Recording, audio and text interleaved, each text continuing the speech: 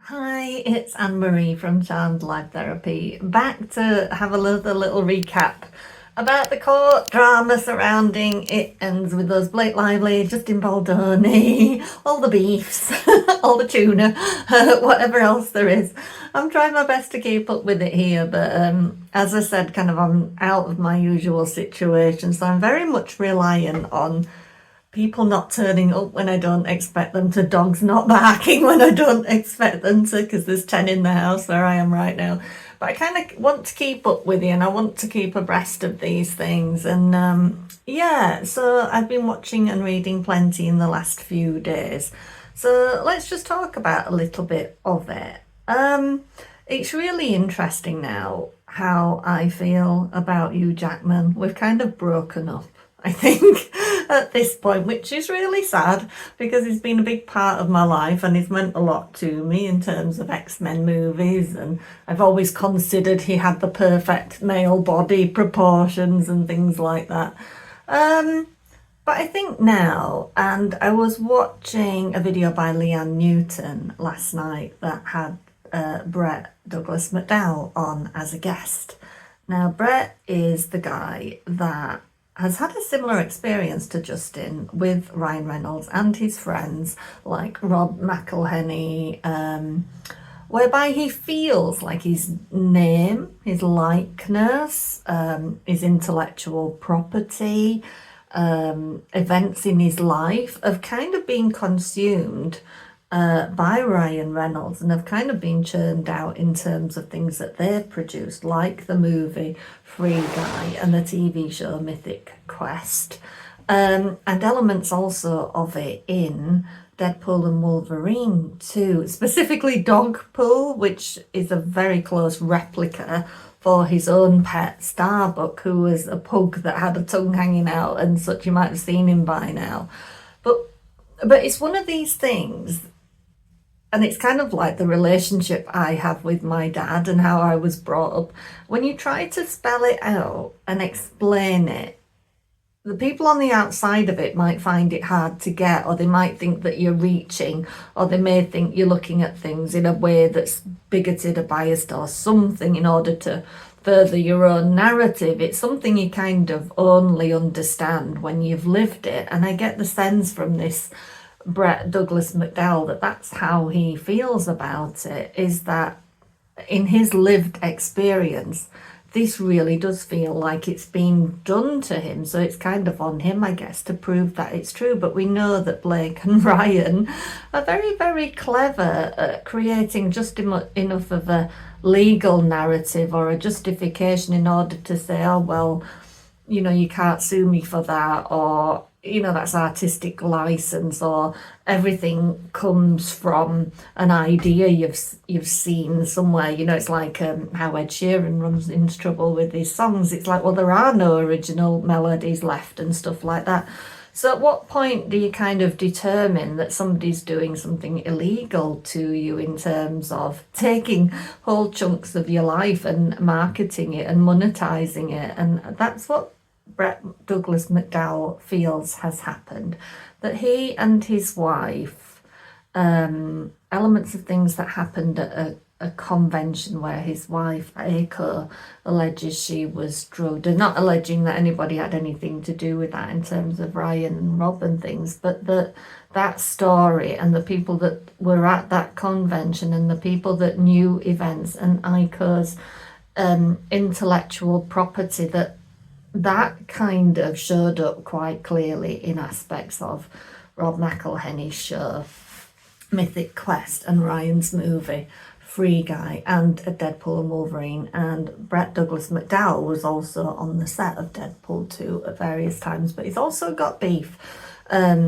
with Hugh Jackman, really. I think there was some kind of legal manoeuvrings there because Brett Douglas McDowell is passionate about Indigenous affairs, and so there was some aspects. I think he had some beefs with Hugh Jackman in terms of the character Silver Fox that originally was in X-Men Origins Wolverine, that should really have been played by an Indigenous actress if you were playing fair and being true to things, but it was played, I think she might have been, was she an Australian or Canadian actress, Lynn Collins?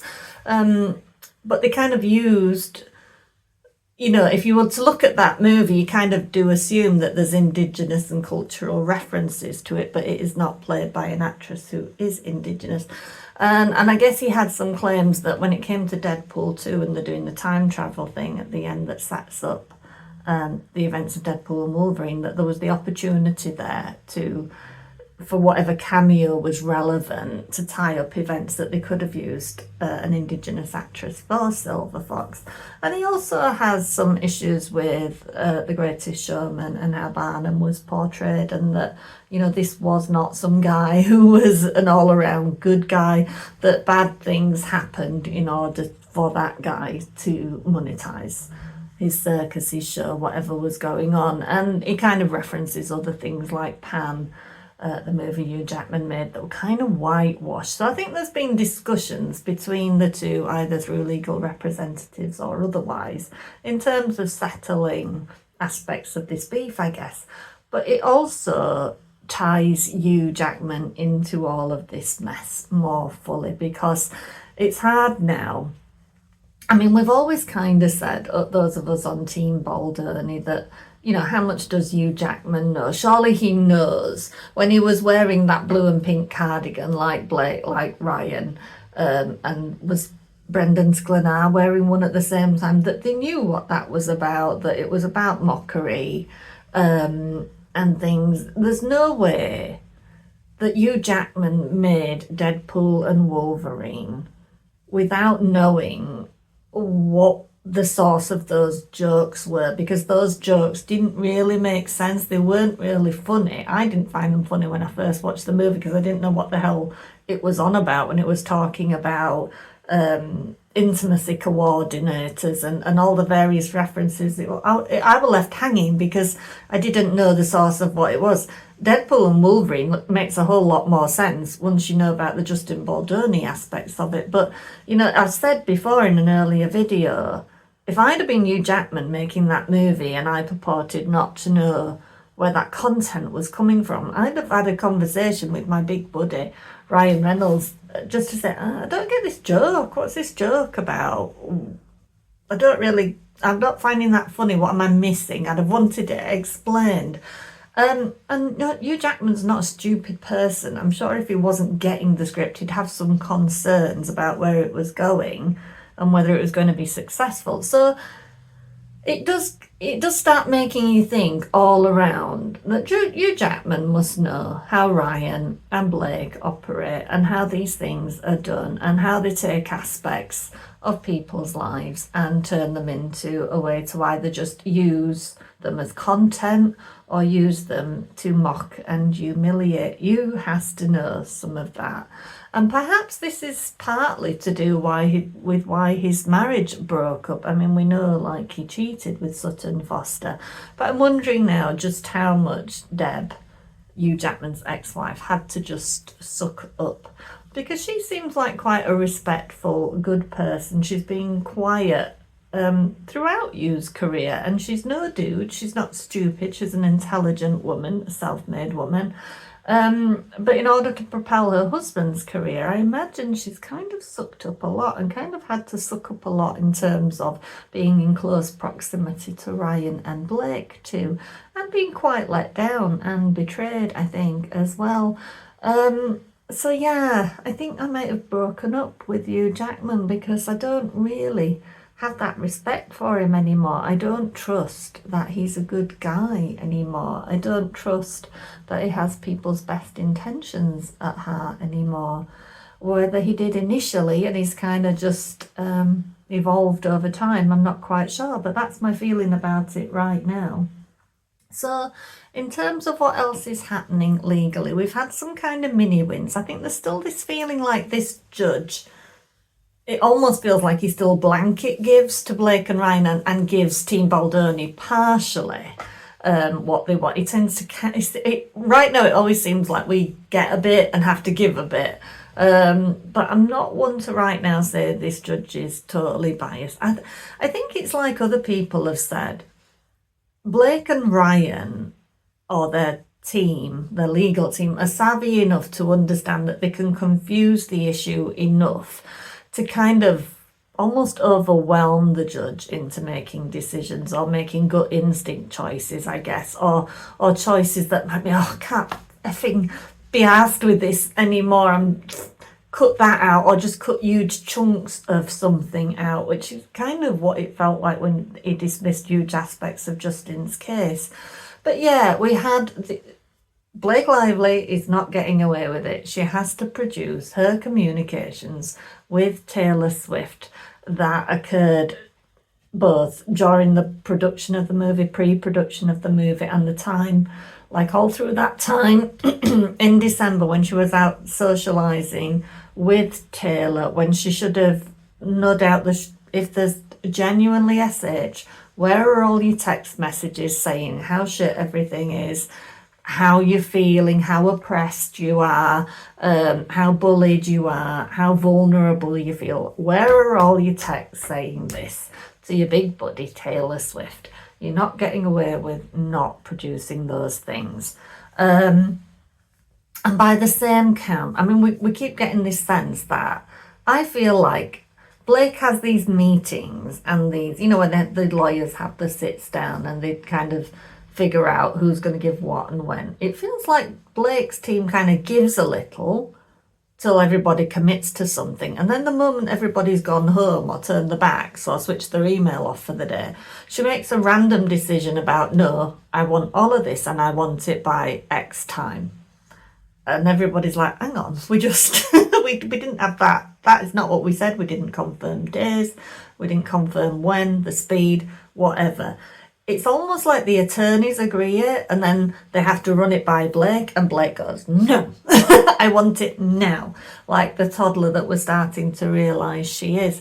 I think that's possibly what's going on with her legal team. So no, she doesn't get away with it. She brought Taylor Swift into this. It's in her amended complaint. She doesn't get away with not providing those communications to do with anything that reflects the events of the production of the movie or refers to it. She has to produce those things. By the same token, they do, Wayfarer's side, there's no sense of they can't compel Blake if they're not producing things at the speed that Blake's requesting them. So nobody gets to dictate that by the end of this week, everything has to be there. I did think it was very, very sneaky. It might have been mentioned before and I've missed it, but Blake there's kind of a snarky end of a letter where it says, you produce all of the video footage related to the events and we will produce the Taylor thing. So they both kind of were in a standoff over, we've got what you want, you've got what we want. Neither of us are willing to do it by the end of the week. There was a sense of that going on. So the judge has kind of come down and said, well, I'm not compelling anybody because you're both doing this to each other, basically. And you're both saying you will do it in time by that July 1st deadline to have the majority of the information back. So I'm not going to compel either of you because neither of you are doing, according to what the other's saying, neither of you are doing what you say you should be doing in the timely manner that you're professing to do it. So that's basically what the judge has come down and said at this time, which kind of is fair enough, I just would love to see that video footage. I really bet Blake is sweating over what Justin Baldoni has in terms of footage. Is that the smoking gun? Do you think we've kind of felt it all along? If he truly did have cameras rolling at all times and rolling at times when she didn't know she was being filmed because she didn't know there was audio on that dance montage clip. So what else doesn't she know? And the thing is about Blake and about liars, why they fall apart is they have a very short-term memory in terms of what they've said and what they've done. That's why if you ask somebody who's a liar to come up with some information or a memory, they can't because they don't remember the lie. because there's no rhyme or reason to it. So you're not accessing a memory, you're constructing something, so there's a pressure on you. So she may truly have no real knowledge of what might be on those tapes, or what might she have said, or where she's been appropriate, or where she's brought in sexual language to things where it wasn't appropriate in a workspace. So yeah, this could be really truly interesting. But I guess the frustration from Baldoni's side's point of view is a lot of the TS stuff, the Taylor stuff, they could do with knowing in time for her deposition, and she will kind of be stalling, won't she, as strongly as possible to make sure that they don't get that in time for her deposition.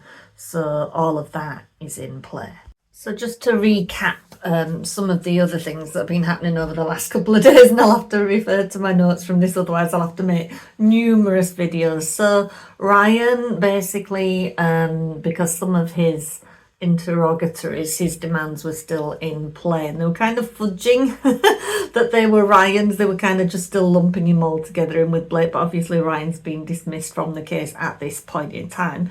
So those interrogatories don't stand now, because they can't be answered just on the off chance that Wayfarer bring him back into the case when they amend their original amended complaints.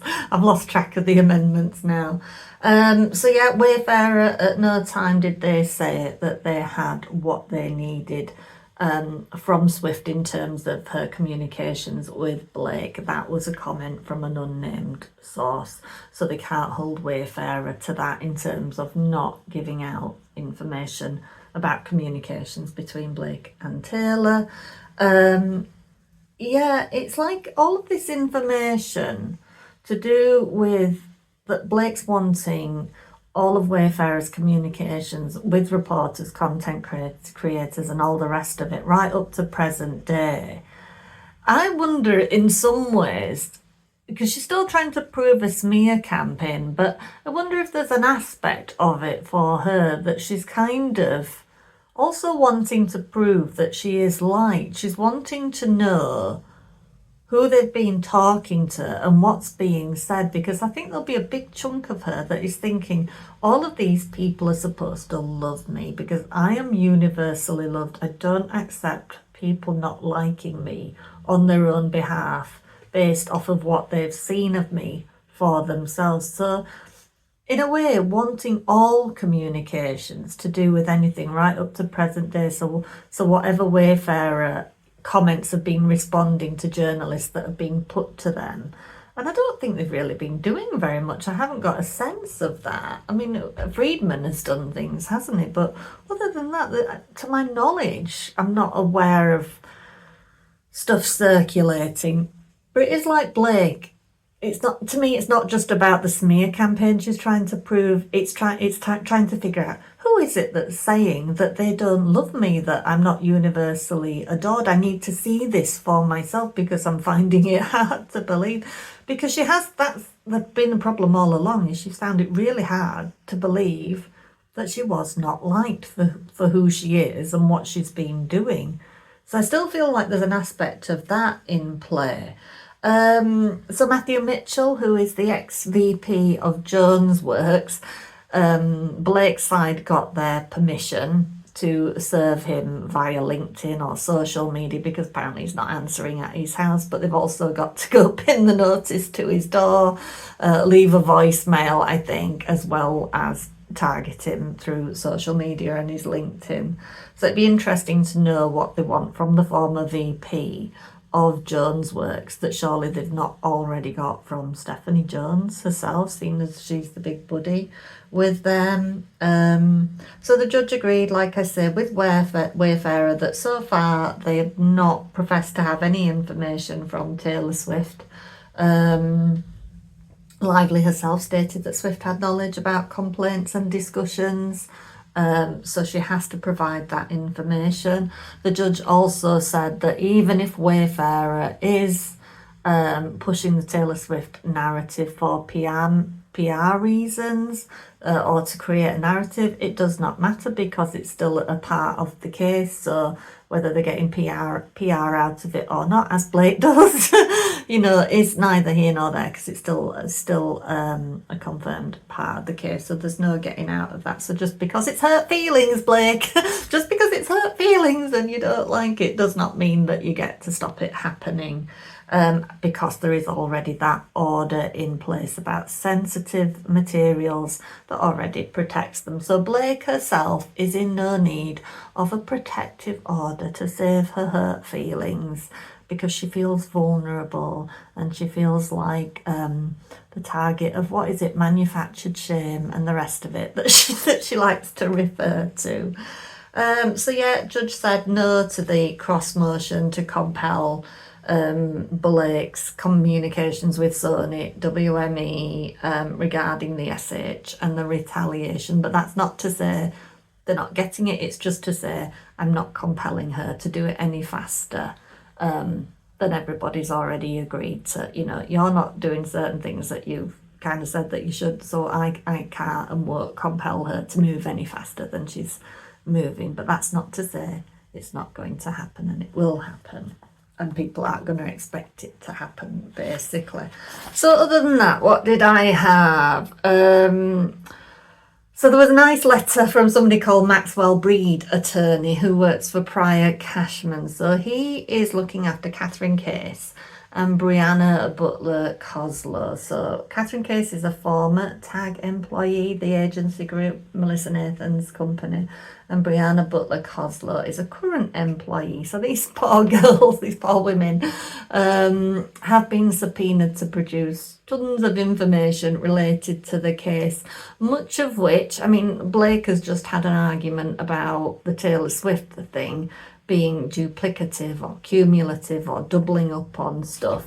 Surely her argument was, surely if they have what they've said they need from Taylor Swift, anything I have to provide would be duplicative and unfair and the rest of it. Meanwhile, they're doing the same thing to these two girls that were to do with TAG, because there's a lot of overlap, a lot of duplicates that would be involved. So they've been in this ongoing discussion to refine what's being asked of them. Because all of these people, when it comes to getting information from the phones and forensic analysis and all of it, it all costs if you have to have somebody sort this out for you. And I think the attorneys were kind of saying, well, can we run it kind of an attorney guided self-search to kind of limit the cost? So there's been this ongoing conversation with Blake's side and this side over, can we narrow it down so that we can exclude everything that's to do that would overlap with what is already being asked of the Wayfarer parties, the direct parties, because these people aren't party to anything. They weren't involved with anything, but they're still being asked to produce all kinds of information. But there was these are the ones that got accused of making boilerplate responses to the subpoena requests. But there was some nice little digs that this Maxwell Breed got in at Blake, such as during part of the letter, he notes that regarding this kind of subpoena on his clients and how broad it is and vague, and that it's asking for way too much scope. It's a fishing expedition, like everything that Blake does. He notes that the way Lively runs subpoenas, basically, he notes Lively's disputed subpoena practices. So that's basically saying we all know that Blake Lively is very dodgy when it comes to issuing these subpoenas, and she doesn't mind going around the houses in order to get the information that she wants. So he's making a specific reference to that. And because they even want all the group party text. So I presume that's when people are in a group chat or something. So Wayfarer will already be having to produce all of that because they're in that chain and it's their case, it's their parties, it's direct. But they're also wanting these girls to have to do it when they were just add-ons, if you like. So it's all duplicative, it's all more cost, it's all about badgering people into submission, pricing them out of being able to respond, causing people undue hardship. It's out and out bullying, really, isn't it?